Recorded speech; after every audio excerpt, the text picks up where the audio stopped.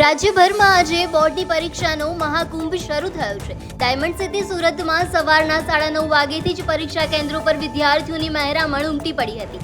ગભરાટ વગર અને ઉત્સાહ સાથે પરીક્ષા આપી શકે તે માટે વિદ્યાર્થીઓને કુમકુમ તિલક કરીને પરંપરાગત રીતે આવકારવામાં આવ્યા હતા। સુરક્ષાની વાત કરીએ તો પરીક્ષામાં કોઈ પણ પ્રકારની ગેરરીતિ ના થાય તે માટે તમામ કેન્દ્રો પર સીસીટીવી કેમેરા સજ્જ કરવામાં આવ્યા હતા। એટલું જ નહીં, કાયદો અને વ્યવસ્થા જાળવવા માટે દરેક સેન્ટર પર પોલીસનો ચુસ્ત બંદોબસ્ત ગોઠવી દેવામાં આવ્યો છે। વહીવટીતંત્ર અને શાળાઓના સચોટ આયોજનને કારણે વિદ્યાર્થીઓમાં અનેરો આત્મવિશ્વાસ જોવા મળી રહ્યો છે। હવે જોવાનું એ રહેશે કે સુરતના તેજસ્વી તારલાઓ બોર્ડની પરીક્ષામાં કેવો ઝળહળાટ કરે છે। ગુજરાત માધ્યમિક અને ઉત્તર માધ્યમિક શિક્ષણ બોર્ડની ધોરણ 10 અને 12ની પરીક્ષા આજથી શરૂ થવા જઈ રહી છે। કુલ 15 લાખથી વધુ વિદ્યાર્થીઓ બોર્ડની પરીક્ષા સમગ્ર ગુજરાત રાજ્યમાં આપી રહ્યા છે।